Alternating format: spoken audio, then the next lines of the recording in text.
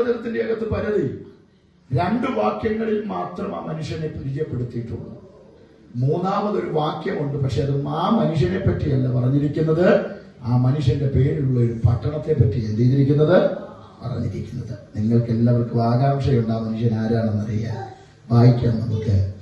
1 ദിനവൃത്താന്തങ്ങളുടെ പുസ്തകം അതിന്റെ 4-ാമത്തെ അധ്യായം അതിന്റെ 9-10 വാക്യങ്ങൾ വേഗത്തിൽ വായിച്ചാട്ടെ. 1 ദിനവൃത്താന്തങ്ങളുടെ പുസ്തകം 4-ാമത്തെ അധ്യായം അതിന്റെ 9-10 വാക്യങ്ങൾ. ശബ്ദം ഉയർത്തി വായിച്ചാട്ടെ. വായിച്ചു.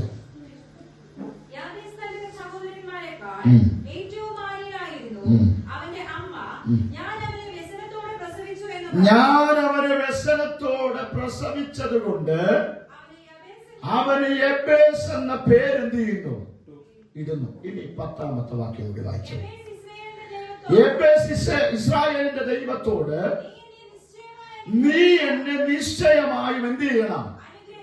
എല്ലാവരും ചേർന്ന് പറഞ്ഞു. നീ എന്നെ നിശ്ചയമായും എന്ത് ചെയ്യണം. അനുഗ്രഹിച്ച എന്റെ അതിർ വിസ്താരമാക്കി നിന്റെ കൈ എന്നോട് കൂടെ ഇരുന്ന് അനർത്ഥം എനിക്ക് വ്യസനത്തിന് കാരണമായി തീരാതെ വണ്ണം എന്നെ കാക്കുകയും ചെയ്തുകൊണ്ടാൽ. അടുത്തതും കൂടി കരമുയർത്തി നല്ലൊരു ഹല്ലേലൂയ പറഞ്ഞു. ഇനി ആ പുസ്തകത്തിന്റെ തന്നെ ആ വേദഭാഗത്തിന് 2-ാം അധ്യായത്തിലേക്ക് ഒന്ന് വന്നിട്ട് 55-ാമത്തെ വാക്യം ഇവിടെ നിന്ന് വായിച്ചേ. 3 വാക്യമുണ്ടെന്ന് പറഞ്ഞപ്പോ നിങ്ങൾ അതൊന്ന് പഠിക്കണമല്ലോ. അതും കൂടി ഒന്ന് വായിച്ചേ. മതി. യബേസിൽ പാർത്തു വന്ന ശാസ്ത്രിമാരുടെ കുലങ്ങളാവിത്. ഈ ഭാഗം നിങ്ങളുടെ ഓർമ്മയിൽ ഉണ്ടാകണം. പ്രസംഗം തീർന്നാലും ഓർമ്മയിൽ നിന്ന് എന്ത് ചെയ്യരുത്, മാറ്റരുത്. ചിന്തയ്ക്ക് നമുക്കൊരു ഒരുമിച്ച് തുടക്കം കുറിക്കാം. നിങ്ങൾ ശ്രദ്ധിച്ചേ. ഇനി എല്ലാവരും എന്നെ നോക്കിക്കേ. ഇനിയിപ്പോൾ അത് വായിച്ചിട്ട് വലിയ പ്രയോജനമൊന്നും കിട്ടാൻ ഇല്ല. ഇനി പറഞ്ഞിട്ടാണ് പ്രയോജനമുള്ളത്.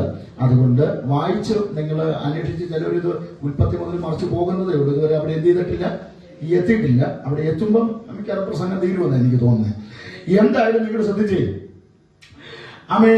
ഈ യബേസ് എന്ന് പറയുന്ന മനുഷ്യനെ പറ്റി തിരുവചനത്തിന്റെ അകത്ത് ആകെ പരിചയപ്പെടുത്തിയിരിക്കുന്ന വേദഭാഗങ്ങൾ ഇത് മാത്രമേ ഉള്ളൂ.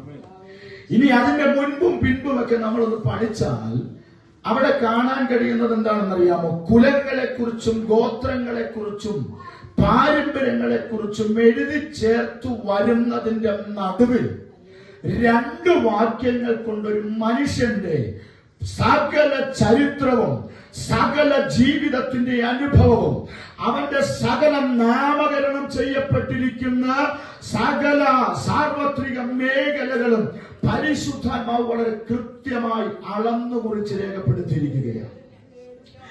ഞാൻ മറ്റു ഭാഗങ്ങളൊക്കെ ഒന്നിങ്ങനെ ചിന്തിച്ചപ്പോൾ വേറെ ഒരു സ്ഥലത്തും ഈ മനുഷ്യനെ കുറിച്ച് എന്ത് ചെയ്തിട്ടില്ല, പരാമർശിച്ചിട്ടില്ല. അതുകൊണ്ട് നമ്മൾ അതിലേക്ക് കൂടുതൽ കിടക്കാൻ ആഗ്രഹിക്കുന്നില്ല. എന്റെ ചിന്ത ഇത് മാത്രമേ ഉള്ളൂ. 1-ാമത്തെ ഭാഗം പറയുന്നത് യബേസ് തന്റെ സഹോദരന്മാരെക്കാൾ മാന്യനാണ്. രാമൻ പറഞ്ഞേ, നിങ്ങൾ പോരാ, നല്ല രാമൻ പറഞ്ഞേ. ഏലപ്പാറ, ഞാൻ ഈ ഏലപ്പാറയിലും ചപ്പാത്തിലും ഒക്കെ ജനിച്ചു വളർന്നതാണ്. ഇവിടുന്ന് ജനിച്ചു വളർന്നിട്ട് വയനാട്ടിൽ പോയി ഇതിനേക്കാളും വലിയ തണുപ്പ്. അവിടെ മൊത്തം തണുപ്പ്. ഇവിടെ ഏലപ്പാറയിൽ കുട്ടിക്കാലത്ത് മാത്രമേ തണുപ്പുള്ളൂ. അവിടെ വയനാട് മൊത്തം തണുപ്പുള്ള സ്ഥലമാണ്. അതുകൊണ്ട് നിങ്ങൾ ഇങ്ങനെ തണുത്ത ആമയും പറയരുത്, തണുത്ത സ്വത്രം പറയരുത്. തമ്പുരാൻ തണുത്തത് മാത്രമേ പിന്നെ തരത്തുള്ളൂ. പിന്നെ അത് കഴിച്ച് പനി പിടിക്കും, ചുമ പിടിക്കും. അതിലും നല്ലത് ചൂടോടെ സ്വത്രം പറഞ്ഞാൽ തമ്പുരാൻ ചൂടോടെ ഉള്ളത് എന്ത് ചെയ്യും, അക്കാനലയിൽ ചുട്ടതൊക്കെ നമുക്ക് എന്ത് ചെയ്യും, അത്തരം. കർത്താവ് നിങ്ങളെ സഹായിക്കട്ടെ. അപ്പോൾ നിങ്ങൾ ശ്രദ്ധിച്ചോണം. യബേസിനെ കുറിച്ച് പറയുന്നത് യബേസ് തന്റെ സഹോദരന്മാരിൽ ഏറ്റവും മാന്യനായിരുന്നു. ഇത് പറയുന്നത് ഒരു മനുഷ്യനല്ല. രാമൻ പറയാമോ? ഇത് പറയുന്നത് ഒരു മനുഷ്യനല്ല. ഇത് പറയുന്നത് ഒരു പ്രവാചകനല്ല. ഇത് പറയുന്നത് കേവലം ഒരു അഭിഷക്തനല്ല. ഇതാരെ പറയുന്നതെന്ന് അവിടെ രേഖപ്പെടുത്തിയിട്ടില്ലെങ്കിലും ഒറ്റ വാക്ക് പറയാം. സ്വർഗസ്ഥനായ ദൈവം അവൻ തന്റെ നാവുകൊണ്ട് അഭിഷക്തന്മാരുടെ കരാങ്കുലികളിലേക്ക് കൈമാറിയത് വളരെ കൃത്യതയോടെ എഴുതി വെച്ചതാണ്. പരിശുദ്ധാത്മാവിൽ സംസാരിച്ച് യബേസ് തന്റെ സഹോദരന്മാരിൽ വെച്ച് അവൻ ഇനി അതവിടെ നിൽക്കട്ടെ. രണ്ടാമത്തെ ഭാഗം അങ്ങനെ വന്നാലേ നിങ്ങൾക്ക് മനസ്സിലാകത്തുള്ളൂ. ദൈവം പറഞ്ഞ അവൻ മാന്യനാണ്. ഇനി പെറ്റ അമ്മ പറഞ്ഞ മറുപടി കേൾക്കണം. അതാണ് സഹിക്കാൻ പറ്റാത്തത്. ആരും വിശ്വസിച്ചു പോകാൻ വിശ്വാസം. നമ്മളെ പറ്റി നമ്മുടെ മാതാപിതാക്കൾ പറയും ഇവൻ ഗതികെട്ടവനാണ്, ശരിയല്ലെന്ന് പറഞ്ഞാൽ നാട്ടുകാർ മൊത്തം വിശ്വസിക്കും. ഞാൻ പറയാം മാത്യു പാസ്റ്റർ ആണ് ശരിയല്ലെന്ന് പറഞ്ഞാൽ 100 പേരോട് പറഞ്ഞാൽ ഒരാളെ വിശ്വസിക്കത്തുള്ളൂ. ആ സമയം ഞാൻ ശരിയല്ലെന്ന് എന്റെ അമ്മ ഒരു 100 പേരോട് പറഞ്ഞാൽ 100 പേരും വിശ്വസിക്കും. എന്താ കാരണം? ഇവിടെ ശ്രദ്ധിച്ചാൽ മനസ്സിലാകും. യബ്ബേസിന്റെ അമ്മ പറയുക, ഞാൻ വ്യസനത്തോടെ ഇവനെ പ്രസവിച്ചത് കൊണ്ട് ഇവന് ഞാൻ വ്യസനപുത്രൻ എന്ന് പേരിടുകയാണ്. യബ്ബേസിന്റെ അർത്ഥം എന്താണെന്ന് അറിയാമോ? വ്യസനപുത്രൻ. അവൻ വ്യസനത്തോടെ പ്രസവിച്ച യബ്ബേസിന് അവന്റെ അമ്മ കൊടുത്ത പേരാ വ്യസനപുത്രൻ. ഇനി അമ്മ പറഞ്ഞ സാക്ഷ്യവും കൂടി നിങ്ങൾ ശ്രദ്ധിച്ചു. ഇവൻ വ്യസനപുത്രൻ. മുൻപ് ദൈവാത്മാവ് പറഞ്ഞ സാക്ഷ്യം എന്താണ്? ഇവൻ മാന്യൻ. ഇനി അടുത്തത് 3ാമത്തെ ഭാഗത്തിലേക്ക് വരുമ്പോൾ യബ്ബേസ് സംസാരിക്കുകയാണ്. മാന്യൻ എന്ന് ദൈവം പറഞ്ഞതും വ്യസനപുത്രൻ എന്ന് അമ്മ പറഞ്ഞതുമായ ഈ മനുഷ്യൻ വളരെ കൃത്യമായി അളന്നുകുറിച്ച് ദൈവത്തോട് സംസാരിക്കുന്ന 4 കാര്യം. ഇനി ആ ചിന്തയിലേക്ക് നമ്മൾ പ്രാർത്ഥനയോടെ പ്രവേശിക്കും. മാത്യു പാസ്റ്ററെ, ഞാനിങ്ങനെ ചിന്തിക്കാറുണ്ട്, നമുക്കെങ്ങാനും യബ്ബേസ് എന്ന പേരിട്ട കർശനമായിട്ട് നമ്മൾ വീട്ടിൽ ബഹളം ഉണ്ടാക്കിയാൽ 2 വർഷമില്ല. അതിന് ഒരു സംശയമില്ല. അനീഷ് പാസ്റ്ററെ ഇല്ലേ? ഇപ്പൊ അനീഷ് എന്നുള്ള പേര്, അല്ലെങ്കിൽ മാത്യു എന്നുള്ള പേര്, അല്ലെങ്കിൽ എനിക്ക് ഇവരുടെ 2 പേരും പേരുണ്ട്, അതുകൊണ്ട് അവര് വഴക്കുണ്ടാക്കിയായിരുന്നു. അപ്പം ഇവരുടെ പേരിനെ കുറിച്ച് അവരൊന്ന് ഒരു പഠനം നടത്തി അതിന്റെ അർത്ഥം നോക്കി.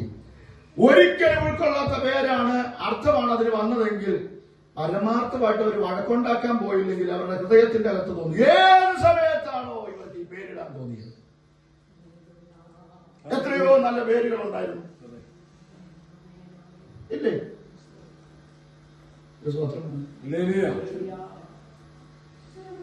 ഏത് സമയത്താണ് ഈ പേരിടാൻ തോന്നിയത്? ഗതികെട്ട ഒരു പേര്. ഇപ്പം ഈ സൈക്കോളജിക്കൽ നെയിമാണ് കൂടുതലും വരുന്നത് അല്ലേ? നേരത്തെയൊക്കെ പിന്നെ അങ്ങനെ, ഇപ്പൊ കുറച്ചും കൂടി മാറ്റി ഇപ്പം പേരിടുന്നത് മാതാപിതാക്കളല്ലേ. ജെമിനിയാന്ന് പറഞ്ഞു. ആരാ പേരിടുന്നത്? ജെമിനിയാ പേരിടുന്നത്. ഈ കഴിഞ്ഞ ദിവസം ഒരു സഹോദരിയും വീട്ടിൽ വന്നിട്ട് അവള് പ്രസവിക്കാൻ പോകുന്നതേ ഉള്ളൂ, അങ്ങ് എത്താറായിട്ടില്ല. അപ്പൊ എന്റെ ഭാര്യയോട് ചോദിച്ചു, ആന്റി ഞങ്ങൾ കഴിഞ്ഞ ദിവസം ജെമിനിയോടൊരു പേര് ചോദിച്ചു. അപ്പം എന്റെ വൈഫ് വിചാരിച്ച് ഇവരുടെ കുഞ്ഞമ്മയുടെ മോനെങ്ങാണ്ടായി ജെമിനി എന്ന് പറയുന്നത്. പുള്ളിക്കാരിക്ക് പെട്ടെന്ന് പിടികിട്ടില്ല. അന്നാലും എന്റെ ഭാര്യ വിളിച്ച, എന്നിട്ട് അവരെന്നെ പറഞ്ഞത് അവര്, ഞാൻ എന്റെ ഭാര്യയോട് പറഞ്ഞു, എന്റെ പൊന്നു മോളെ, ഒരെണ്ണം കേട്ടതിന്റെ ക്ഷീണം 9 ലക്ഷത്തിലാണ് ഒതുങ്ങിയത്. ഒരെണ്ണം കേട്ടതിന്റെ ക്ഷീണം 9 ലക്ഷത്തിലാണ് ഒതുങ്ങിയത്. എന്നെ ഉപദ്രവിക്കരുതെന്ന് പറഞ്ഞു. അന്നേരമാണ് പുള്ളിക്കാരിക്ക് കത്തിയത്. ഈ ജെമിനി എന്ന് പറയുന്ന മറ്റേ പുള്ളിക്കാരെ സംഭവം. നിങ്ങൾ എന്റെ കൂടെ നിൽക്കണേ. നമ്മുടെ നാട്ടിലൊക്കെ ഒരു സ്ഥിരം പല്ലവി ഉണ്ടായിരുന്നു. എന്താണെന്ന് അറിയാമോ? മക്കളെ ജനിച്ചു കഴിഞ്ഞാൽ അപ്പന്റെ പേരിന്റെ ആദ്യത്തെ അക്ഷരവും അമ്മയുടെ പേരിന്റെ ആദ്യത്തെ അക്ഷരവും. ഞങ്ങളുടെ അവിടെ ഒരു സഹോദരങ്ങൾ ഉണ്ടായിരുന്നു. അവർക്ക് മക്കളില്ലാതിരുന്ന കാലഘട്ടത്തിൽ മക്കൾ ജനിച്ചു. അപ്പം ആ കാലഘട്ടത്തിൽ അങ്ങനെ വന്നപ്പം എന്റെ അമ്മ ചോദിച്ചു, എന്നാ പിന്നെ നിങ്ങൾക്ക് കൃഷ്ണനും മിനിന്നല്ല പേര്, എന്നാ പിന്നെ അങ്ങ് കൃമി നിൽക്കൂടെ? നിങ്ങൾ ശ്രദ്ധിച്ചേ. അപ്പൊ പേരിലൊക്കെ എന്തിരിക്കുന്നു എന്ന് ചോദിച്ചാൽ യബ്ബേസ് എന്ന് പറയുന്ന പേരിന്റെ അർത്ഥം വ്യസനപുത്രൻ എന്നാണ്. അപ്പോൾ യബ്ബേസ് എന്തുകൊണ്ടായിരിക്കും ദൈവത്തോട് അങ്ങനെ പ്രാർത്ഥിച്ചതെന്നറിയാമോ? നിങ്ങൾ ശ്രദ്ധിച്ചോണം. അവന്റെ ജീവിതകാലം മുഴുവൻ അവനെ ചുമന്നുകൊണ്ട് നടക്കുവാൻ ഒരു നിന്ദയുടെ പര്യായം അവന്റെ ജീവിതത്തിൽ കിടപ്പുണ്ട്. മനുഷ്യരെ കൊണ്ട് മാറ്റാൻ കഴിയാത്തത്, ലോകത്തിനെ കൊണ്ട് മാറ്റാൻ കഴിയാത്തത്, അവൻ ലോകത്തിൽ അവതരിച്ചിരിക്കുന്ന ഒരു അവതാരങ്ങളെ കൊണ്ട് മാറ്റാൻ കഴിയാത്ത ഒരു നിന്ദ അവന്റെ ജീവിതത്തിൽ കിടപ്പുണ്ട്, ഒരു അവഗണന അവന്റെ ജീവിതത്തിൽ കിടപ്പുണ്ട്, ഒരു പരിഹാസം അവന്റെ ജീവിതത്തിൽ കിടപ്പുണ്ട്, ഒരു അപവാദം അവന്റെ ജീവിതത്തിൽ കിടപ്പുണ്ട്. നിന്റെ കാലഘട്ടം അവസാനിക്കുന്നത് വരെയും നിരങ്ങി ജീവിക്കണമെന്നുള്ള മുടന്തൻ ന്യായം മുടന്തന്മാരോട് പറയുന്നത് പോലെ നിരവധി അപവാദത്തിന്റെ അനുഭവം അവന്റെ ജീവിതത്തിൽ പേരിൽ നടക്കേണ്ടുന്ന വല്ലാത്ത ഒരു ഗതികെട്ട ജീവിതത്തിന് ഉടമയായി തീരുകയാ യബ്ബേസ് എന്ന് പറയുന്ന വ്യക്തി. രാമൻ പറഞ്ഞു. അപ്പോൾ യബ്ബേസിന്റെ ജീവിതത്തിന്റെ അകത്ത് നിന്ന മാറാൻ സാധ്യത കുറവാണ്. എന്നെ കേൾക്കുന്ന സഹോദരങ്ങളെ, നമ്മളും ഇന്ന് രാത്രിയിൽ ഇതിന്റെ അകത്ത് കയറി വന്നത് നമുക്ക് വേറെ പണിയൊന്നും ഇല്ലാത്തത് കൊണ്ടൊന്നുമല്ല. ഇതിന്റെ അകത്തെങ്കിലും കയറിയാൽ നമുക്കൊരു മറുപടി കിട്ടുമെന്ന് ആഗ്രഹിച്ച ഇതിന്റെ അകത്ത് വന്നിരിക്കുന്നു. പരിശുദ്ധാത്മാവിനോട് അങ്ങനെയാ പറയുന്നത്. നിന്ദകളും അപവാദങ്ങളും അവഗണനകളും പരിഹാസങ്ങളും വേദനകളുടെ ഭാണ്ഡം പേറിക്കൊണ്ട് നടക്കുന്ന ഒരു കൂട്ടം ആളുകൾ ഇതിന്റെ അകത്തിരിപ്പുണ്ട്. അവൻ എവിടെ നിന്ന് ഞങ്ങൾക്കൊരു മറുപടി കിട്ടും, എവിടെ നിന്ന് ഞങ്ങൾക്കൊരു വിടുതലുണ്ടാകും, ആരുണ്ട് ഞങ്ങളെ ഇതിന്റെ അകത്തു നിന്നൊന്ന് രക്ഷിക്കാനെന്ന് ചോദിക്കുന്ന ചോദ്യശരങ്ങളുമായി നിരവധി ആളുകൾ ഇതിന്റെ അകത്തുണ്ട്. അവരോട് ഇന്ന് രാത്രിയിൽ പ്രവചനാത്മാവിൽ ഞാൻ ഒന്ന് പറയാം, നീ കടന്നു വന്ന സ്ഥലം തെറ്റിപ്പോയിട്ടില്ല, നീ കടന്നു വന്ന സ്ഥലം മാറിപ്പോയിട്ടില്ല. നിനക്ക് സകല ഭാവി വിഷയത്തിന് പരിഹാരം നൽകുവാൻ, ലോകമുദ്രകുത്തിയ നിന്ന മാറ്റി തരുവാൻ, ലോകമുദ്രകുത്തിയ അപവാദം മാറ്റി തരുവാൻ ഒരുവന്റെ ശബ്ദം ഇന്ന് രാത്രിയിൽ ഈ ആലയത്തിന്റെ അകത്ത് മുഴങ്ങുന്നുണ്ട്. സ്തോത്രം. അപ്പോൾ അതാ യബ്ബേസ് എന്ന് പറയുന്ന മനുഷ്യന്റെ ജീവിതകാലം മുഴുവൻ ഈ നിന്ന ചുമക്കണം. എന്താ നിന്ന ചുമക്കണ്ടേ? വ്യസനപുത്രൻ. ഇവൻ ആ നാട്ടിൽ കൂടി വരുന്ന സമയത്ത് അപ്പുറത്ത് നിൽക്കുന്ന ഗോപാലച്ചൻ തീർച്ചയായിട്ടും പറയും, അതേ വരുന്ന വ്യസനപുത്രൻ ഇല്ലേ?